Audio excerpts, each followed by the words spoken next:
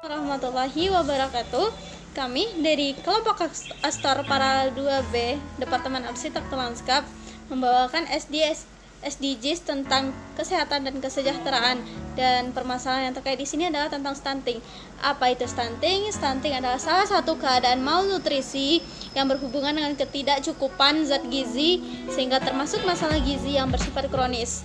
Stunting diukur dengan memperhatikan tinggi, panjang badan, umur, jenis kelamin balita.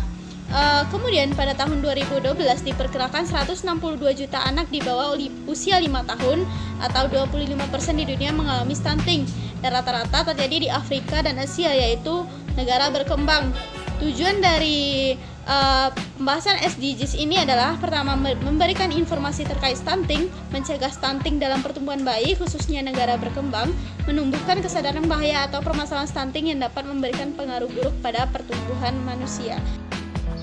Stunting dapat mempengaruhi manusia dari ia kecil hingga dewasa. Dalam jangka pendek, stunting dapat menyebabkan terganggunya perkembangan otak, terganggunya metabolisme tubuh, terganggunya pertumbuhan fisik. Sekilas, anak-anak yang terkena stunting terlihat seperti anak-anak normal biasa, namun jika dilihat lebih jelas maka postur tubuhnya itu lebih kecil dari anak-anak seusianya. Kemudian stunting juga dapat mengakibatkan kecerdasan dari anak-anak tersebut di bawah rata-rata, dan sehingga menyebabkan mereka dalam belajar itu tidak mendapatkan hasil yang maksimal. Kemudian sistem imun yang tidak baik yang menyebabkan mereka mudah terserang penyakit serta berisiko penyakit berat seperti penyakit diabetes, jantung, stroke, dan kanker. Nah, selain itu, stunting dapat mempengaruhi manusia hingga ia dewasa. Berdasarkan grafik persentase balita stunting dari hasil laporan kinerja Kementerian Kesehatan tahun 2020, tercatat bahwa persentase rata-rata balita stunting di Indonesia sebesar 11,4%. Lalu provinsi dengan persentase balita stunting tertinggi adalah Nusa Tenggara Timur, yaitu sebesar 24,2%. Sementara Kepulauan Bangka Belitung adalah provinsi dengan persentase balita stunting terendah, yaitu sebesar 4,6%. Adalah kemiskinan. Kemiskinan ini akan menyebabkan masalah lain yang berkaitan langsung dengan kejadian stunting, seperti sulitnya akses terhadap makanan bergizi, rendahnya asupan vitamin dan mineral, rendahnya keragaman pangan dan sumber protein hewani, sulitnya akses terhadap pelayanan kesehatan, termasuk akses sanitasi dan air bersih. Orang tua yang tidak mampu memberikan gizi yang cukup serta akses kesehatan yang layak akan berpengaruh langsung terhadap tumbuh kembang balita. Seperti yang bisa kita lihat bahwa Provinsi Papua, Papua Barat, Nusa Tenggara Timur, Maluku, dan Gorontalo merupakan 5 provinsi dengan tingkat kemiskinan tertinggi di Indonesia. Data pun menunjukkan bahwa provinsi dengan kasus stunting tertinggi merupakan salah satu provinsi termiskin di Indonesia.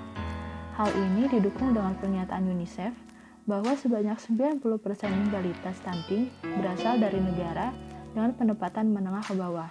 Maka dari itu, dapat disimpulkan bahwa kejadian stunting berbanding lurus dengan tingkat kemiskinan.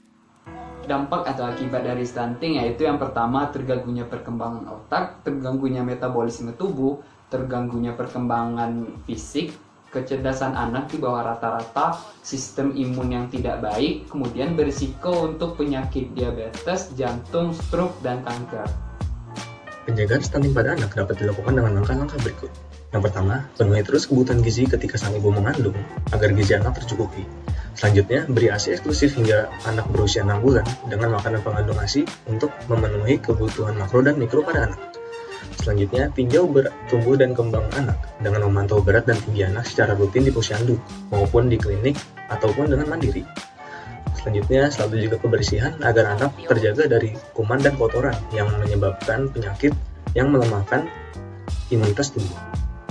Pemerintah juga dapat membantu dengan membuat program bantuan penyaluran gizi kepada masyarakat, sehingga penyaluran gizi pada anak dapat tersebar dengan. Berdasarkan yang sudah dipaparkan tadi, dapat disimpulkan bahwa Indonesia masih memiliki kasus stunting yang cukup tinggi intensitasnya.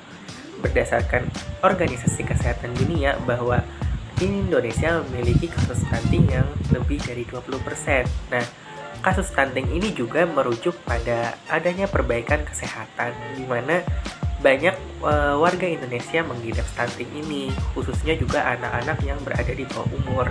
Nah, ternyata di Indonesia juga kasus stunting itu sangat-sangat mengkhawatirkan dan sangat merujuk pada dampak kemiskinan. Dan kemudian adanya kasus stunting ini diperlukan bahwa kesadaran masyarakat adalah hal yang utama, serta adanya perbaikan gizi dari masyarakat itu sendiri. Kemudian mengajak masyarakat untuk peduli terhadap isu stunting. Masyarakat adalah indikator utama dalam kasus stunting yang kian meningkat, di mana adanya kesadaran hidup sehat bagi masyarakat.